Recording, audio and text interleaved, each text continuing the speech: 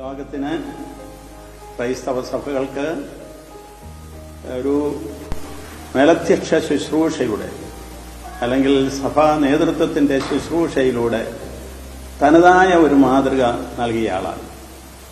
അത് അത്യന്താധുനികമായ ഒരു മാതൃകയാണ്.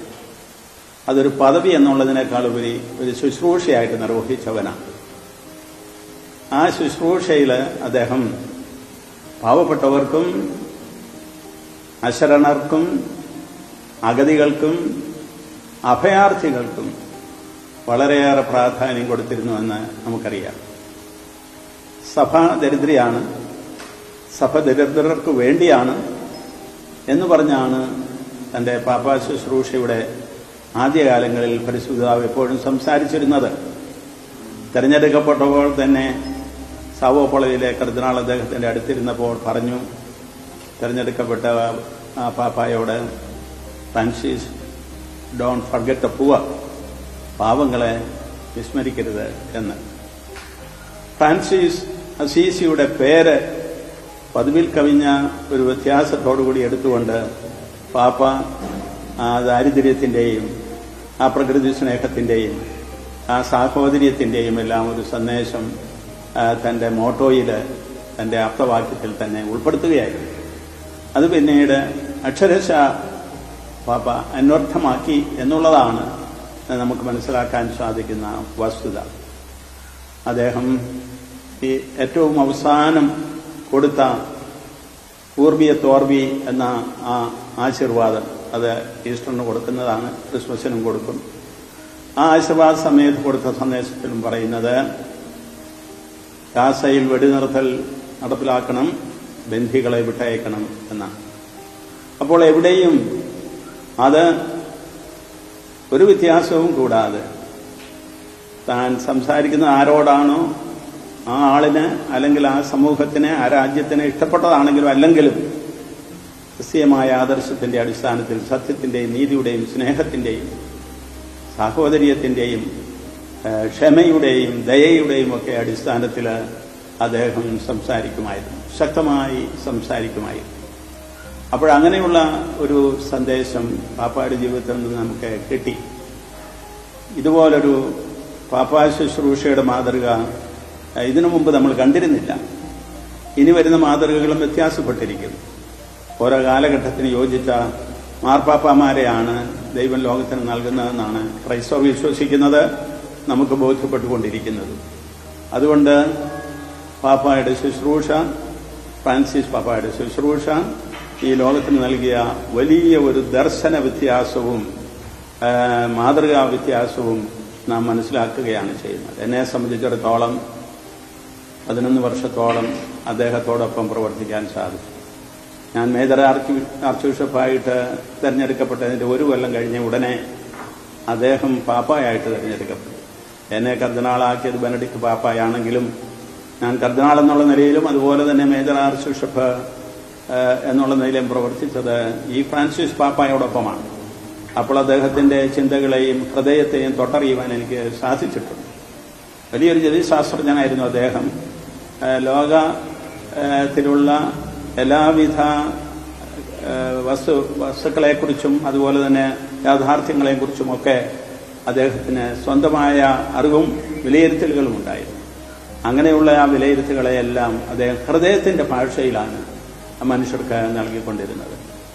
ആദ്യകാലങ്ങളിൽ ഒരിക്കൽ രാത്രിയിൽ പതുപ്പുമായിട്ട് ഒരു ജീപ്പിൽ ചെന്ന് ആ വത്തിക്കാനിലെ പാതയോരങ്ങളിൽ കിടക്കുന്ന ആളുകൾക്ക് തണുപ്പ് സഹിക്കാതിരുന്നപ്പോൾ പതുപ്പ് വിതരണം ചെയ്തിട്ട് പോയതായി നമ്മൾ മാധ്യമങ്ങളിൽ നിന്ന് മനസ്സിലാക്കിയിട്ടുള്ളതാണ്. അതുപോലെ അദ്ദേഹം വത്തിക്കാനിലെ പാവപ്പെട്ടവർക്ക് വേണ്ടിയിട്ട് ഒരു ഡിക്കാസ്ട്രി, ഒരു വകുപ്പുണ്ടാക്കി അതിനെ ഒരു കർദിനാളിനെ നിയോഗിച്ച് അത് നിർവഹിക്കുകയും ചെയ്തുകൊണ്ടിരുന്നു. എവിടെയും പാവപ്പെട്ടവരുടെ കൂടെയായിരുന്നത്. അദ്ദേഹം പറയുമായിരുന്നു, നാം മനുഷ്യരോടൊപ്പമായിരിക്കണം, ഒന്നിച്ച് യാത്ര ചെയ്യണം. നാം ഒരിക്കലും മേളിലിരുന്നുകൊണ്ട് മറ്റുള്ളവരെ അനുയായികളായിട്ട് കരുതേണ്ടവരല്ല.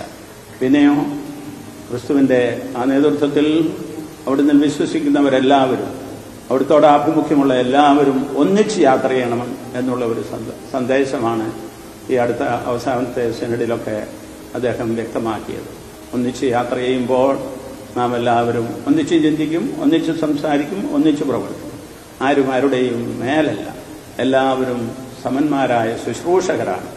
നമ്മുടെ കാര്യസംസ അല്ലെങ്കിൽ പ്രത്യേക വരങ്ങളിൽ വ്യത്യാസമുണ്ടാകും, നമ്മുടെ അധികാര ശുശ്രൂഷകളിൽ വ്യത്യാസമുണ്ടാകും. പക്ഷേ എല്ലാ അധികാരങ്ങളും ശുശ്രൂഷയ്ക്കുള്ളതാണെന്നുള്ള ആ വലിയ സത്യം, ക്രിസ്തീയ സത്യം അദ്ദേഹം സ്വന്തം ജീവിതത്തിൽ പ്രാവർത്തികമാക്കിക്കൊണ്ടുപോയി എന്ന് നമുക്കറിയാം. അപ്പോൾ ഇതെല്ലാമാണ് പാപ്പായെക്കുറിച്ചുള്ള എൻ്റെ പ്രഥമ ചിന്തകളെന്ന് ഞാൻ പറയുകയാണ്. തീർച്ചയായിട്ടും ഒരു പാപ്പ മാറിയാൽ മറ്റൊരു പാപ്പ വരും. പക്ഷേ ഈ പാപ്പായിൽ നിന്ന് കിട്ടിയ തനതായ സംഭാവനകൾ നമ്മൾ ക്രൈസ്തവരെ ചിന്തിപ്പിക്കുകയാണ് ആഴത്തിൽ. അതിലുപരിയായിട്ട് എല്ലാ മനുഷ്യരെയും ചിന്തിക്കുകയാണ്. രാഷ്ട്ര നേതാക്കന്മാരെ പോലും ചിന്തിപ്പിക്കുന്നുണ്ട്. അദ്ദേഹത്തിന് ഭാരതത്തിൽ വരണമെന്ന് വലിയൊരു ആഗ്രഹമുണ്ടായിരുന്നു. എന്തോ സാങ്കേതികമായ കാരണങ്ങളാൽ അത് നടന്നില്ല എന്ന് വരികിലും അദ്ദേഹത്തിൻ്റെ ഇന്ത്യയുമായിട്ടുള്ള അടുപ്പം വളരെ വലുതാണ്. നമുക്കറിയാം, പ്രധാനമന്ത്രി അദ്ദേഹത്തെ സന്ദർശിച്ചു, അദ്ദേഹവും സന്ദേശങ്ങൾ കൈമാറിക്കൊണ്ടിരുന്നു. അവിടെയെല്ലാം നമുക്ക് എല്ലാ രാജ്യങ്ങളോടുമുള്ള അദ്ദേഹത്തിൻ്റെ സമഭാവനയോടുകൂടിയുള്ള ദർശനം കാണാൻ കഴിയുന്നതാണ്. ആരെങ്കിലും എപ്പോഴെങ്കിലും ഏതെങ്കിലും സമ്മേളനങ്ങളിൽ ഏതെങ്കിലും ഒരു വിഭാഗത്തെയോ അല്ലെങ്കിൽ ഒരു സംസ്കാരത്തെയോ ഇഴത്തി സംസാരിച്ചാൽ പാപ്പായിൽ നിന്ന് വരുന്ന മറുപടി എല്ലാവരെയും ഉൾക്കൊള്ളുന്ന രീതിയിലുള്ള ഒരു സന്ദേശമായിരിക്കും.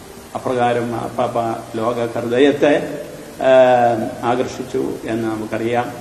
അങ്ങനെ ലോക മനസ്സുകളെ കവർന്ന ഒരു വ്യക്തിയാണ് ഫ്രാൻസിസ് മാർപ്പാപ്പ. മറ്റു മാർപ്പാപ്പമാരെ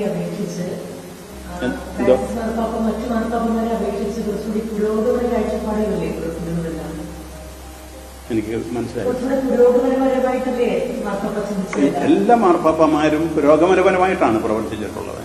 ഈ പുരോഗമനപരം എന്ന് പറയുന്നതിനേക്കാൾ ഉപരി ആ പുരോഗതിയുടെ തനതാത്മകത, അതാണ് നമ്മൾ മനസ്സിലാക്കുന്നത്. പുരോഗതിക്ക് വേണ്ടി അദ്ദേഹം തന്റെ പ്രവർത്തന ശൈലിയിൽ തന്നെ ഒരു തനതാത്മകത സൃഷ്ടിച്ചു. എവിടെ ചെന്നാലും പാവപ്പെട്ടവളെയോ കുട്ടികളെയോ ശരണരെയോ വീൽ ചെയറിൽ ഇരിക്കുന്നവരോ കണ്ടാൽ അങ്ങ് അടുത്ത് ചെന്ന് അവരുമായിട്ട് ബന്ധപ്പെടുകയും ഒക്കെയാണ്. ഞാൻ ഓർമ്മിക്കുന്നു, റോഹിംഗ്യ അഭയാർത്ഥികൾ മ്യാൻമറിൽ നിന്ന് ബംഗ്ലാദേശിലേക്ക് വന്നപ്പോൾ അവരെ സഹായിക്കുന്നതിന് വേണ്ടിയിട്ട് അന്നവിടെ മുൻഷിയായിരുന്ന ഇന്ത്യക്കാരനായ നമ്മുടെ ആർച്ച് ബിഷപ്പ് ജോർജ് കോച്ചേരി വഴി അദ്ദേഹം കളക്ട് ചെയ്ത പണം ചെക്കായിട്ട് കൊടുത്തുവിടുന്നത് ഞാൻ കണ്ടുകൊണ്ടിരുന്നതാണ്. അവസാനം അദ്ദേഹം പിന്മാറുന്ന കാലം വരെയും കൊടുത്തുകൊണ്ടിരുന്നു. ഇപ്പോഴും കൊടുക്കുന്നുണ്ടായിരുന്നു എന്ന് എനിക്കറിയാം. അതുകൊണ്ട് ലോകം മുഴുവനിലുമുള്ള എല്ലാ മനുഷ്യരിലും അവരുടെ ആവശ്യങ്ങളെ മുൻനിർത്തി കണ്ടുകൊണ്ട് അദ്ദേഹം പ്രവർത്തിച്ചത്. നല്ല സമറിയാക്കാരന്റെ ഉപമ സുവിശേഷങ്ങളിൽ ഉള്ളത് അദ്ദേഹത്തെ ഹഠാത് ആകർഷിച്ചിട്ടുണ്ട്. അതുകൊണ്ട് നാം എല്ലാവരും നല്ല അയൽക്കാരായിരിക്കണം. സമറിയാക്കാരനെ പോലെ എല്ലാവർക്കും സഹായം ചെയ്യുന്ന, എല്ലാവരോടും സഹകരിക്കുന്ന, എല്ലാവരെയും സമഭാവനയോടെ കാണുന്ന ഒരു ആദർശം അത് ക്രിസ്തുവിൻ്റേത് നമ്മുടെ സ്വന്തമായിരിക്കണം എന്ന് അദ്ദേഹത്തിന് നിർബന്ധമുണ്ടായിരുന്നു. അദ്ദേഹം ആരിൽ നിന്നും അകന്നു നിൽക്കുന്ന ആരായിരുന്നു.